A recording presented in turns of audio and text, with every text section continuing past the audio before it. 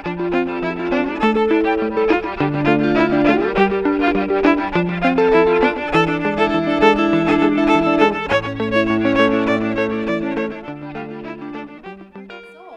like we're at about time. Welcome, everyone. Thank you for being here. This is the BridgeLab Fireside Forum at the Pacific Northwest College of Art in Portland, Oregon. My name is Gina Johnson-Morris, and BridgeLab is an entrepreneurial development and resource program that is very new to the school. The idea is that we are providing resources and advising and more opportunities for artists and designers and makers to help foster the skill set that they want to be building alongside their technique and their theory so that they can be successful creative professionals, whatever path that they choose. There's always a certain amount of thinking about how you're going to make this be your living, and we want to help make that process a little more simple and easier to manage.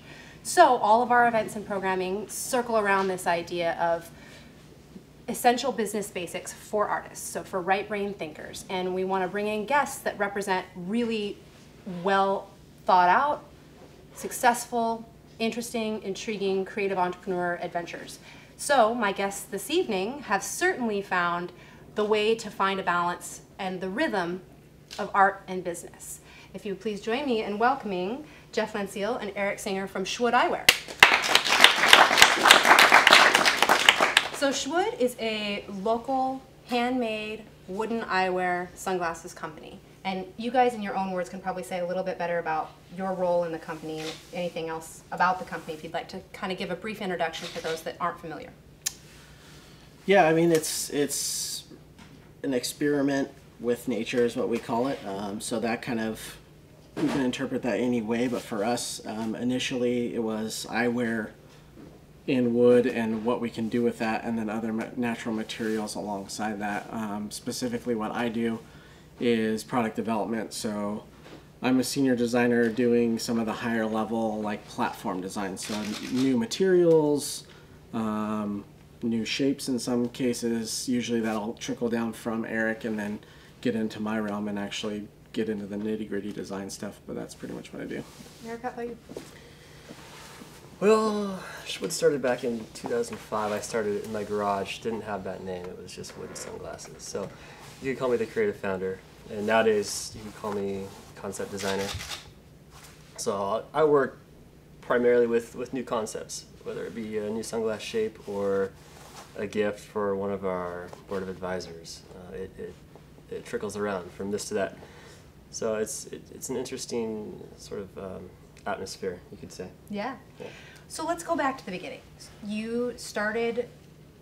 You've gone really far. You started making sunglasses in your garage.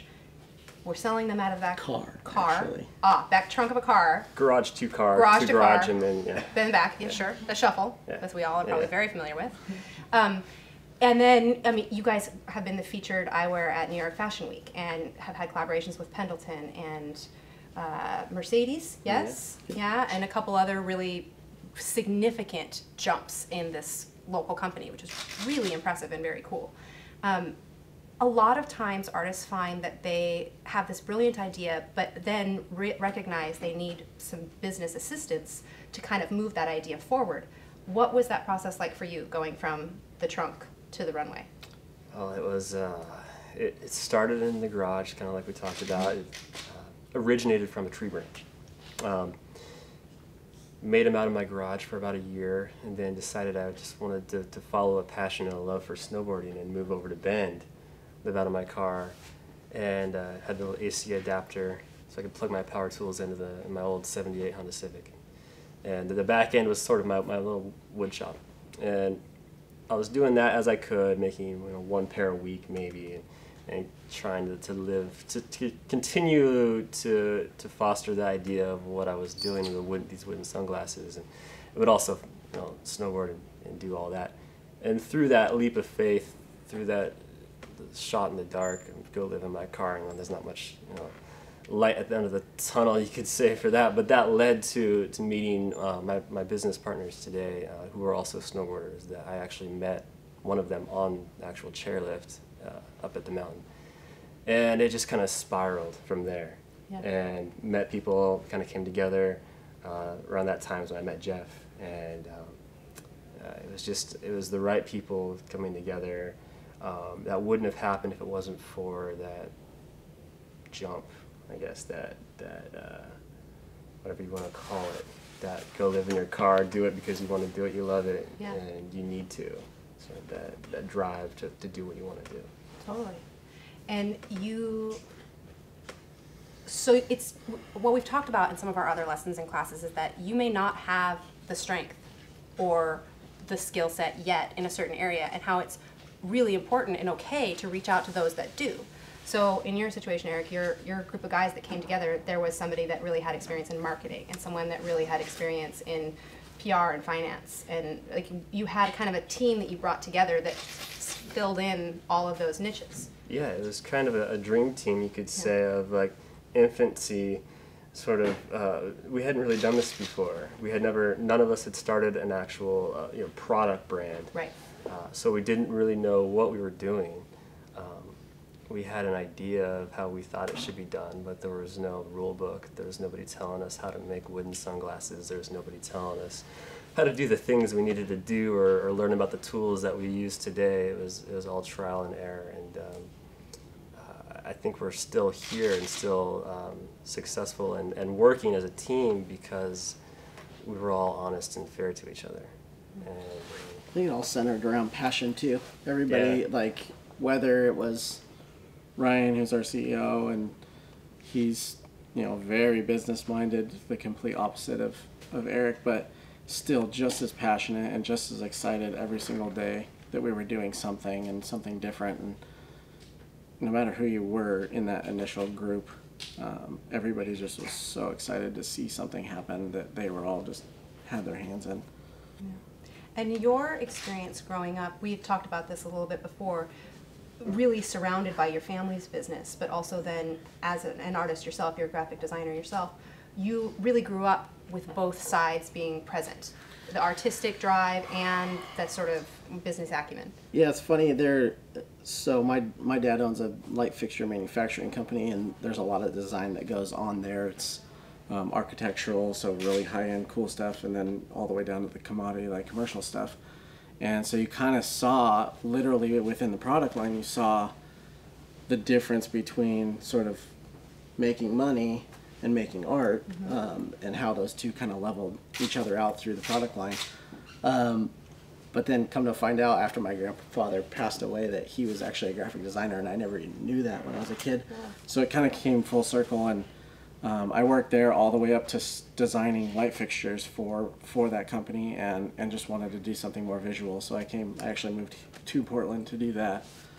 And yeah, I mean, it's always kind of been around that relationship, or that almost that fight, that struggle between aesthetic and the business. Totally.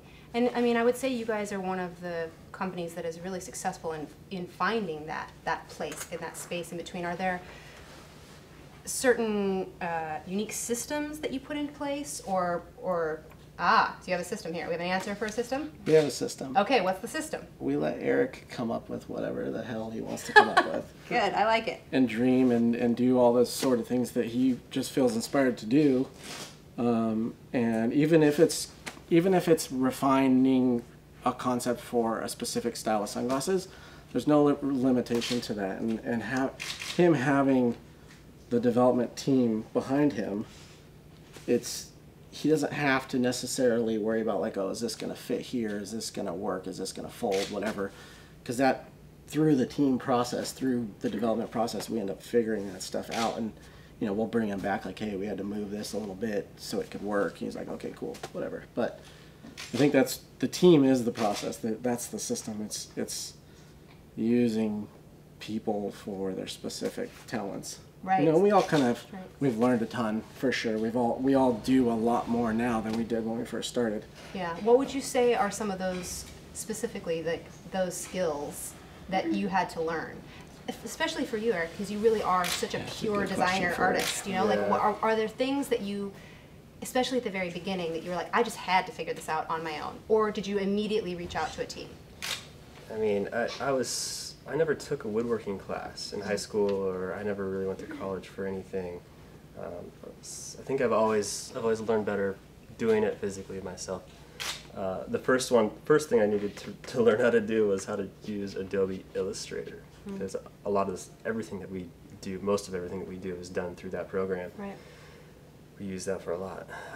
So in the beginning, we'd hired a kid to do that for us, and I was taking sketches, shapes, sunglass shapes I'd draw up, and I'd give them to him, and he would take them. His job was to convert them into the computer, and he would take it home, and he would tweak it, and he would change it, and he would come back, this is how I would have done it. I'm like, no, dude, you got to do it the way that I wanted it done.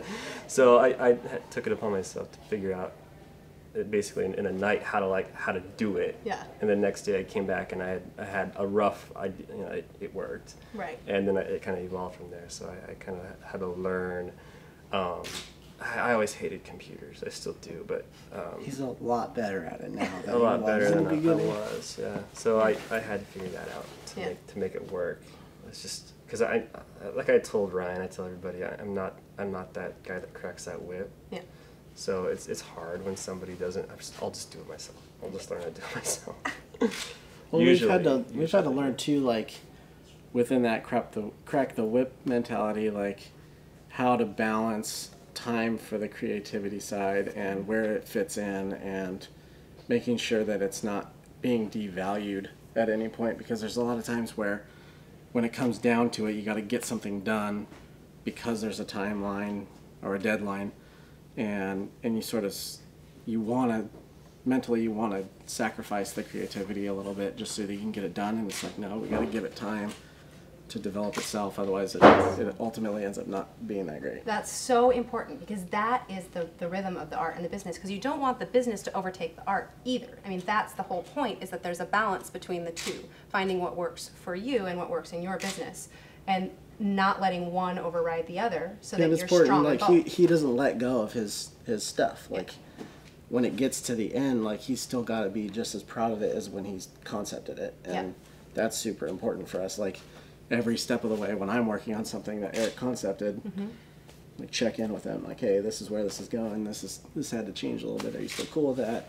And that's a really important part of that relationship, from concept all the way to the production floor, is making sure that we didn't lose the in translation, we didn't lose what was pure about the piece to begin with. Yeah. So now that you guys are bringing on employees and you're looking at new designers to bring into the team, what makes a designer stand out, one over the other? What could our students be doing to develop themselves further if they wanted to come work for a company like yours, besides assuming that they've got, great design skill? What else should they be doing? What else should they be learning? Really how to work with others good. I mean, having a good portfolio is great. Okay. But we have a culture where we work at Shwood, our shop. Everyone they know each other, they talk with each other, they hang out with each other, and through that, they kind of work better together, especially in the design realm.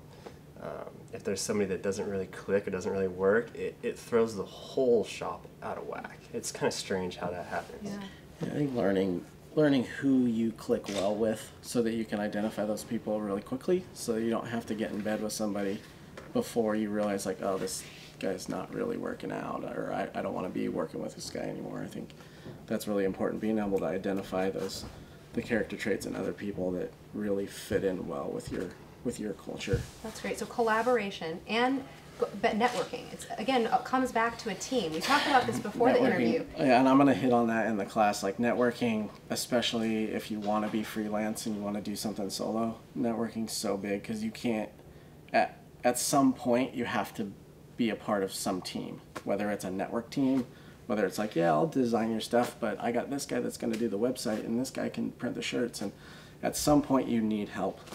So networking is, if you've already got a strong network coming to Shwood as a designer, that would be huge for sure. Right. And I think that's not harped on enough. I went to Art Institute down the road, and it's not harped on enough. You need to have solid relationships, even if it's with your classmates. Follow them after graduation.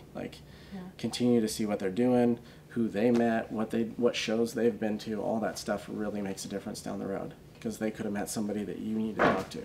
And part of, I think, again, what's scary for artists is the reaching out. And that's a lot of what BridgeLab wants to help you do.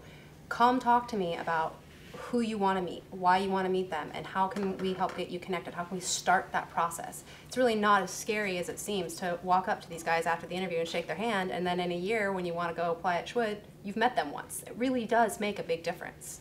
It does. Portland's great for that. Oh yeah, it really is. And Portland's a lot more friendly than LA. I would second that in entirety.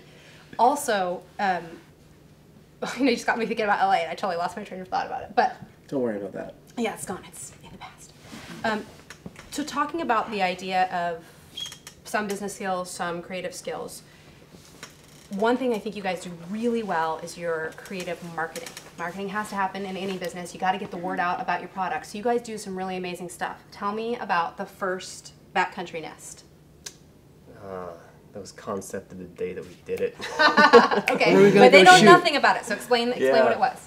That was I think the second installment of a video series that we continue to do. It's called our experimental series, where we go out and we show the world that we make more than just sunglasses, and we're passionate about making and creating and doing and experimenting and with nature, because that's kind of, well, that is what we do, is we experiment with natural materials. So this video series, the second one, it was the idea was to go out into nature and do something. Didn't really have an idea for it. We had a few that just didn't really work out, and that the morning of the shoot, we had our camera guy and the equipment and all that. We're like, man, what we had planned out just isn't going to make a good video. So I forget. I think it was something I had seen. Somebody had made. Yeah, somebody saw like photos of something in another country or something that was really cool. That's how it started. I printed them out. We're like, let's just go out and let's build a human-sized bird nest out in the trees, and let's leave some sunglasses in there and give the GPS coordinates. So when this video is released, we've got glasses out there, and we encourage people to go out, get out in nature, go out and experiment for themselves and try and find this thing. And their incentive is a free pair of our glasses. So it was to get people off the couch, get out and to live, to get out in nature, experiment and it was a huge success. Like we got, it was good. Not only did we get like people commenting on it like crazy, but we had people like adding on, like people like someone added a fire pit and then added like a swinging chair and then added a sign and hung this little chandelier. So and brilliant.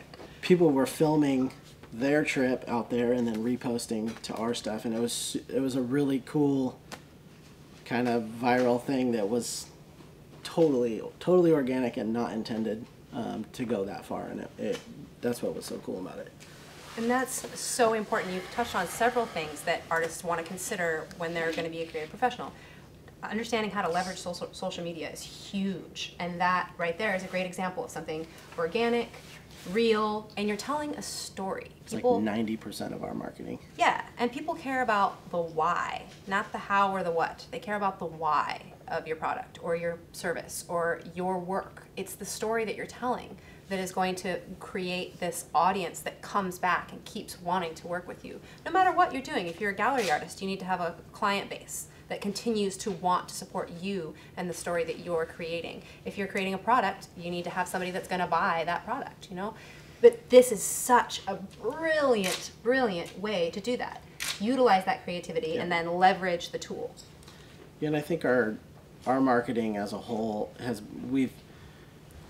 half of it is luck and the other half is just authenticity, and luck being that being outdoors, the woodsman Americana thing is kind of just a trend that we got right in front of. So we kind of banked on that with our lifestyle. Our lifestyle was that anyways, like we camp, we fish, we snowboard, we do all those things. All we have to do is bring a camera with us, and there's our brand. So that's why I say it's luck. It's not really luck, it's still a lot of hard work, but and then the other part is just the fact that that's what we do anyways. If we didn't have a brand Shwood to to supply all these videos to, we'd still be doing the same activities. Right. So again, it's all really authentic. It's totally transparent. Yeah. That's kind of from day one, that's the way it's been.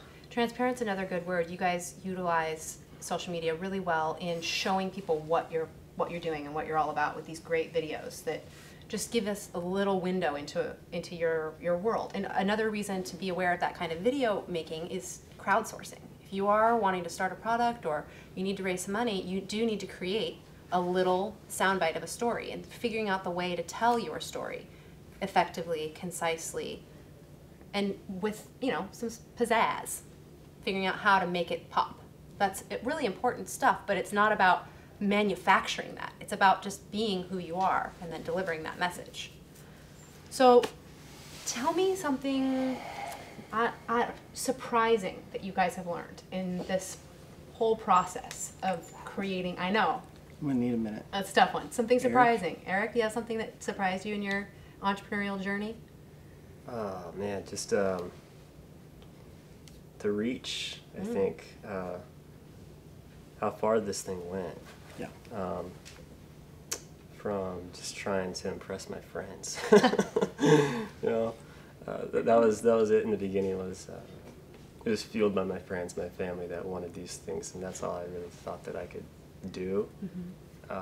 So when we first launched our website, this was probably the biggest surprise that I can remember. Was when we launched. It was like October 2009 or something like that. And, we put up our first website. It had a little e-store connected to it.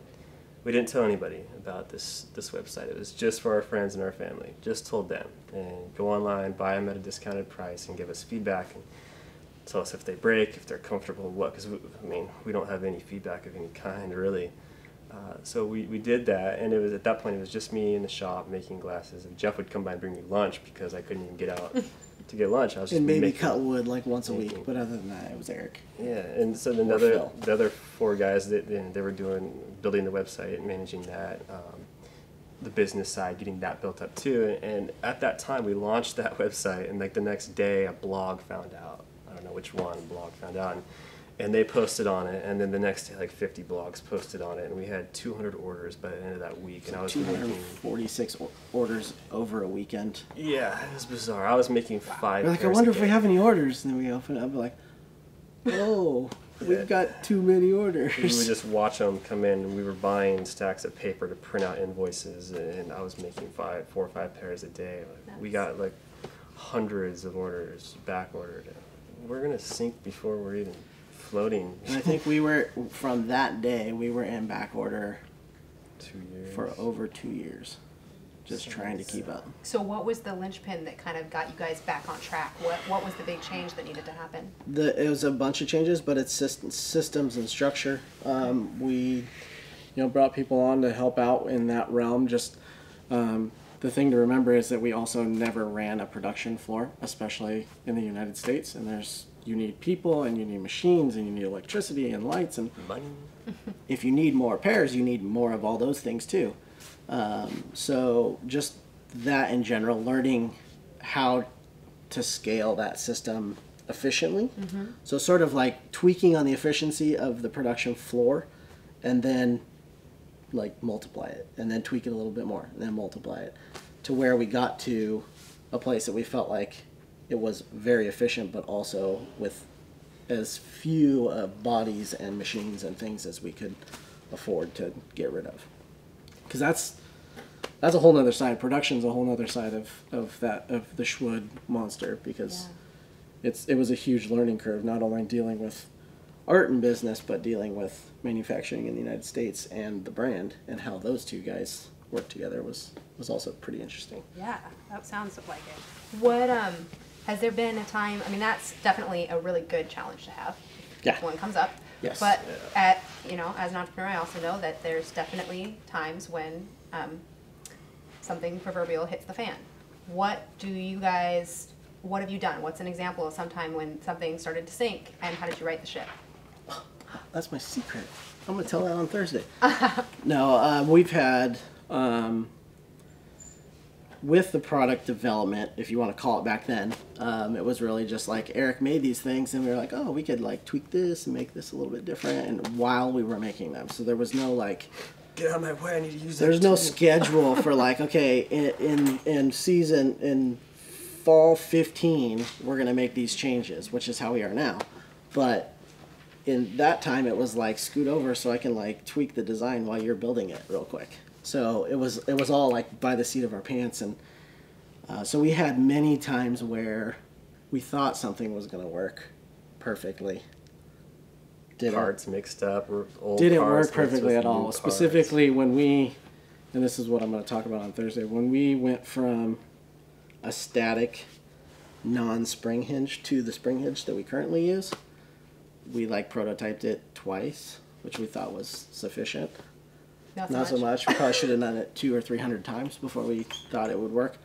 And we ordered a bunch of hinges, like 10,000, I think, and started like trying to put them together, and there was all sorts of problems. And we didn't have any of the old hinge because we were so excited about the new hinge, not learning that like, oh, you need to have stock of what worked before you can figure out this new thing. And it was mayhem, for sure. It was the proverbial hit the fan.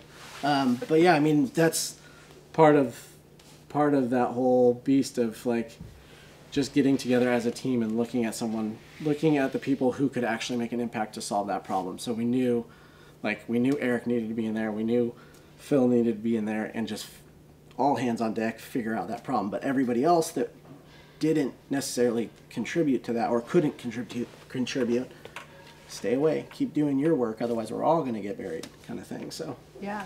and that's what we've learned a lot throughout this whole thing, is like, you know who's good at something, so let them do it, kind of thing, and keep your work going, otherwise you're all going to kind of slow each other down too. Totally. Excel Just- where you yeah. excel and find the strength elsewhere.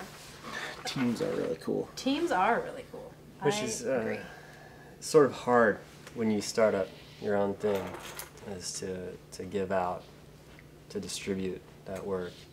You feel like you want to be doing the whole of it, all of it. It's your baby. You want to do it, and it's impossible. Never told me that bothered you. Aww. Aw, so, tell me, this is a funny question that I got from the Oregon Entrepreneurial Network interview. What song best describes your work ethic? Man. What song? Yeah, it's a good one, right? Something that the inmates would sing on the chain gang. Okay, all right. Somewhere in between that and Hustlin' by Rick Ross. Yes, good answer. Every day.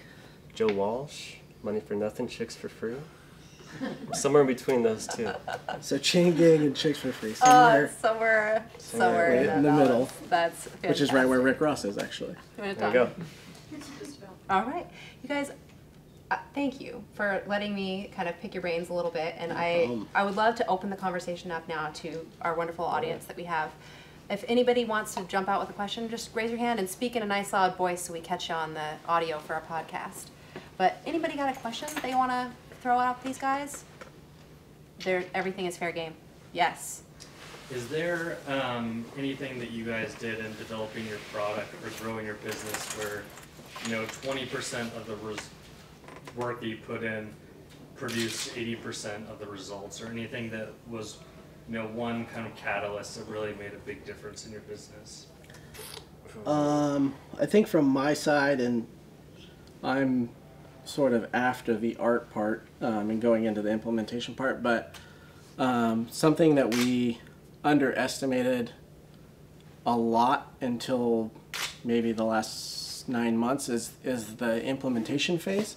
So thinking about like the jigs that we would need, the packaging specs, all the little nuances. Like, we're designing a pair of sunglasses, but there's also like, I need to give the production floor instructions on how to make it, and the step-by-step and photos and the whole shebang. Like, we didn't leave any time for that, and we still fail on that regularly, just because there's so much big work to do that the little things kind of like end up being at the very end. It's just like in school, like, oh, I'll just get that printed right before class and mount it in the hallway with my spray, and hopefully nobody smells it. It's that kind of thing. Like, you don't think it's going to take much time, and hopefully you don't mess up when you're doing it.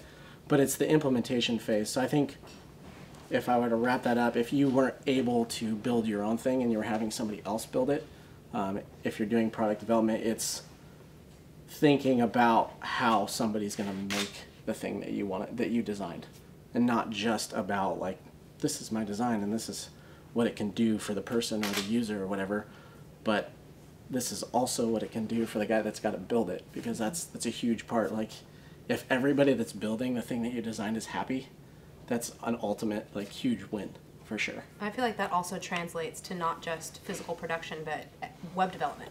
If you're a graphic designer and your developer can't work with the design that you made, the whole project stops. So understanding just a minimum of what goes on in the build, or what's going to happen after your design goes into another pair of hands, is really important and will make you so much more successful and make your team happy.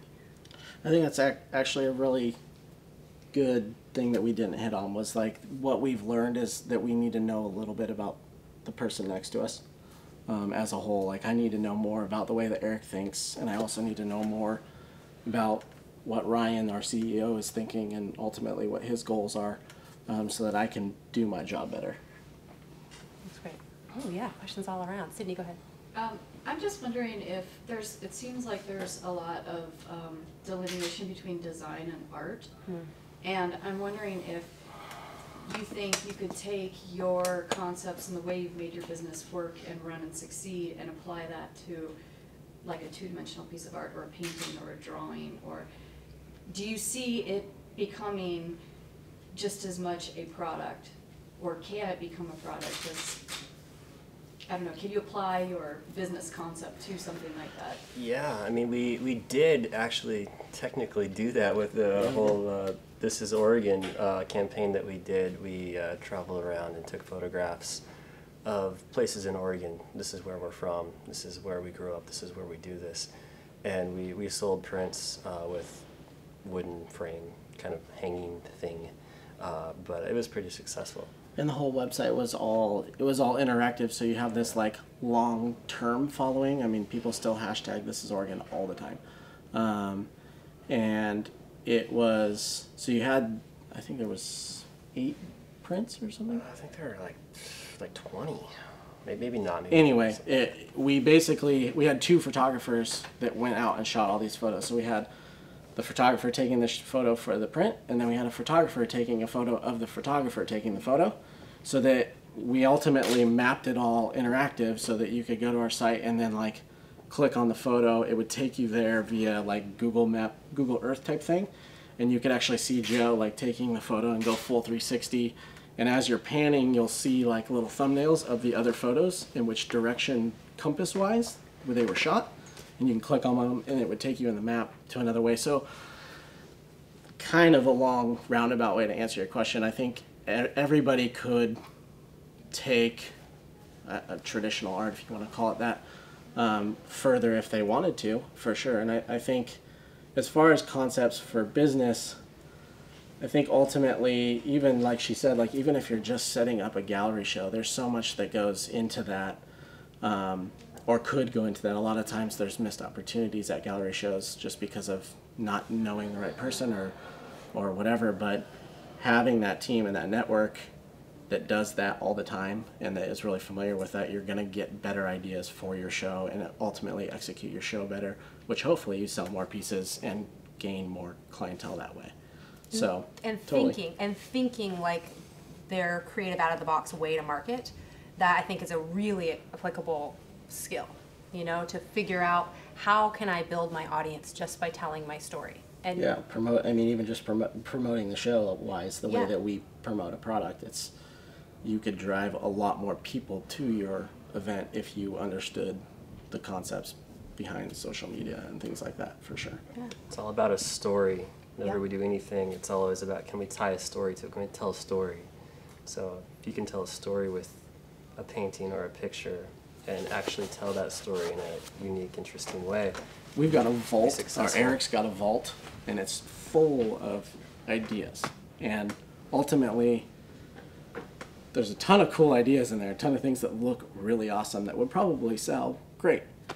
But tying the story to it is very important to us. So if we can't tie a story to what he made in something authentic, like whether this was stuff that was reclaimed from somewhere in Oregon, or this is whatever, you know, like if we can't do that, it ultimately stays in that vault until someday it clicks. Like, oh, well, we could use that and put those two things together, and there's our story. And so. I think a lot of times visual artists get stuck either loving their pieces so much they don't want to let them out of the studio, or just not quite knowing how to tell that story, and then it doesn't get to come out of the vault. So that's a reason to really spend time on both your artist statement, but also just how you have a conversation with somebody about the work that you do, so you can start building that network.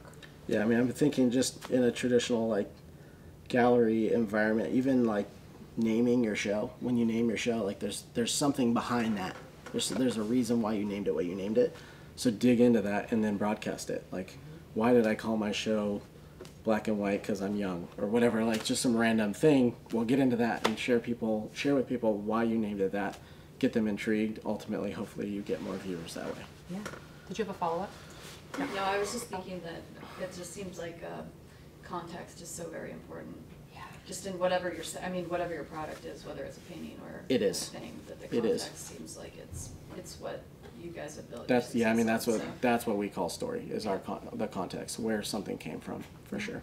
Adam, did you have a question? Yes. So I've been in situations, collaborating with other creatives, and there's been the random brainstorming session. You're sitting around having a beer, and you're like, what would be really great if we did this, right? And it seems to happen a lot. What do you think the tipping point was when you guys were sitting around saying, that'd be a really great idea if we made glasses? Or you were already making glasses, but if Coming we from the formalized- guy that thought it was cool and wanted to be a part of it, I think it was just the right people that all were enthusiastic about it separately. Because all the owners didn't know each other until they met him. So it was individual people having a passion for something he was doing. And the tipping point was realizing that it wasn't just myself, or wasn't just Phil or whatever, that there was 5 people that all thought the same thing about one guy's idea.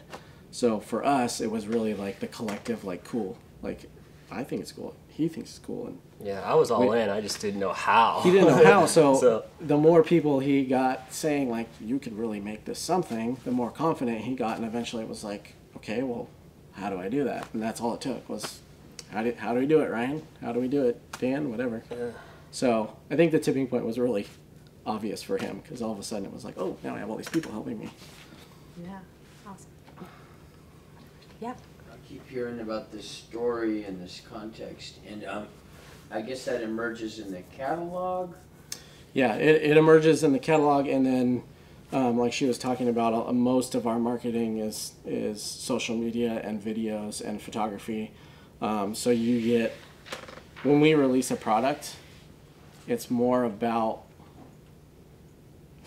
an adventure or an experience or something like that, and there happens to be that product in the video or whatever. So there's a direct connection to the lifestyle activities that we do and that our brand portrays to that product. And it'd be, it's kind of hard to explain, but like the style fits with the character in the story. So like, for instance, we released like a classic wireframe with a wood top, and the story really fit to be kind of like that mid-50s sort of rebel type dude. So we had a guy, very fitting, in an old Mustang, cruising down the road, just like loving life, windows down, sunny day. And so we built the persona of the glasses in that character, in that person, and what they're all about. That's awesome. Yeah. I have a question about when it was in its more baby stages, I guess, of becoming a company. Was like money ever a concern, like getting funding and things like that? Oh yeah, and I was working in a movie theater around the time I was making these things, so money was real tight. I was working part-time. It was really just putting the money back into buying materials to continue to make the next pair.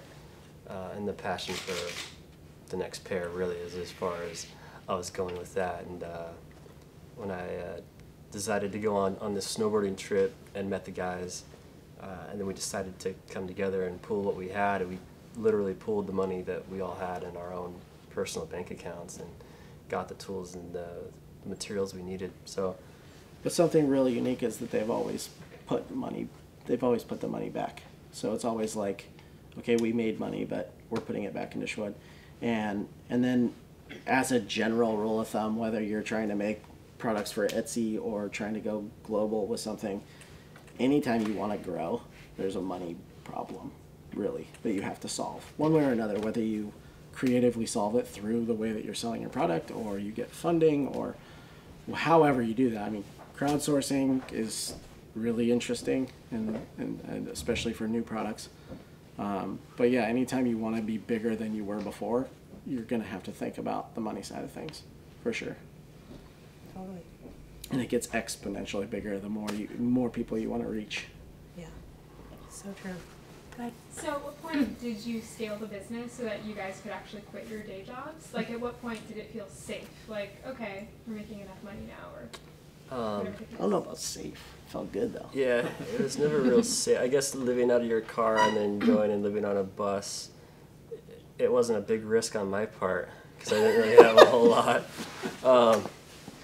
The other guys, though, yeah, they, well, for the first year, I was the only one taking a little income. The other guys weren't even taking any income. So it was always a big risk, but it was just a passion thing. A lot of the guys had multiple things going on. So two of Eric's partners ran like a snowboard events thing. So they were running that and building Shwood at the same time. And that's what he was talking about, living on the bus, because it was like a traveling tour thing that they did. So they're kind of gone for a month and then back and then working. So I don't know if there was one tipping point where everybody started being involved full time or not, or if it sort of, I think it was more like, okay, this person's now going to be the next person that's all in. Now this guy's all in. Well, it kind of was because Phil, he was doing construction. He was there 2 or 3 days a week, and then he finally came on full time. And I was after the other guys. And then same thing with me. I was actually doing design work, freelance design work at the shop, and then I would help out once or twice a week, and anytime they had any sort of question or thing from a production or design, like product design standpoint, I would help them out. And it eventually got to be like, okay guys, I'm spending a lot of time answering your questions. It'd be great if we could figure something out. So I think we traded you like a 5x5 cuticle for your truck to go get wood. I got my office space for trade for my vehicle so that they could go get wood. Yeah, I mean, I think it just happened slowly. I don't think there was one really like safe moment where everybody was like, okay, this is going to pay us now. It sort of was like, as we had the money, more people could get involved, and it was more a sense of a position was open at that point. Like, it wasn't like, okay, we want this guy to get hired now. It was like, okay, well, now we need a marketing guy to handle all this. Which one of you four wants to handle that? You know, all the owners have an active role position in the company. I mean, creative concept, then you got purchasing and inventory, then you got CEO, and you got sales and sales, and then you got marketing. All those guys are owners, but they're also running those departments as well. Anybody else have any questions? Yeah. Curious question just behind the story behind naming it Shwood. Everybody asked that question. I'm glad you did, because I didn't bring it up yet. Yeah. Yeah, it was within the first 2 years of me starting this thing out of my garage and in my car and going on tour the first year. And one of the guys I had met on tour, so I did the tour 2 years. It was after the second year was when we actually formed this thing. But after the first year, there was that gap there where it was just kind of like resonating. And one of the guys who's no longer involved with us anymore, but he was sort of the marketing kind of guy for the tour, or one of them at least. And he would come over to my house, and he had expressed the most interest in the very beginning. Anyways, I had the glasses in a store, one store in Portland. It's no longer around anymore, but I didn't have a name for them. So I was selling these things just to the store for $50 a pop, and she was selling them like crazy. But then she told me, she's like, I can't sell them anymore without a name. You need to give me a name. I don't want to name them. So I asked him, I was like, can you help me come up with a name? And he came back like a week later with a list. It's like 20 names on this list. And halfway down was Shwood. What is this? I like this one. It kind of reminds me of myself, and it's cool. It's kind of funny. It's kind of weird. He told me where the name came from. Him and some friends were snowboarding. They were wherever they were, and they were staying at a hotel called the Ashwood, and the A had burnt out in the sign. So it just had Shwood. And the next day they went up to the mountain. They went over to some, I don't know, there's a contest. And when they signed up for the contest, they had to fill out their sponsors. None of them were sponsored, so they all put down Shwood. And they told the organizers that it was this up-and-coming, huge, you know, going to be huge, big company. It was just a hotel. Little did they know. Yeah. So I heard that story. I'm like, okay, let's do something with this. Perfect. And now it is an up-and-coming Yeah. big company. And that's awesome. I want to thank, again, our guests for being here and all of you for being here tonight. Thursday of this week, Jeff is coming back to teach Thinking Like an Entrepreneur, Planning versus Happenstance, another BridgeLab lesson. It's free if you're a PNCA student, faculty, staff, or alumni, $25 for all the rest of the lovely public that's in attendance. We would love to have you there. It would be wonderful. You can get connected to BridgeLab on social media. Facebook, Twitter, Instagram, and Tumblr is BridgeLab PNCA, all together our handle for each one. Please come by and see what we're all about. I'm so thankful that you guys were here today. It was fun. One more round of applause. Have a great night.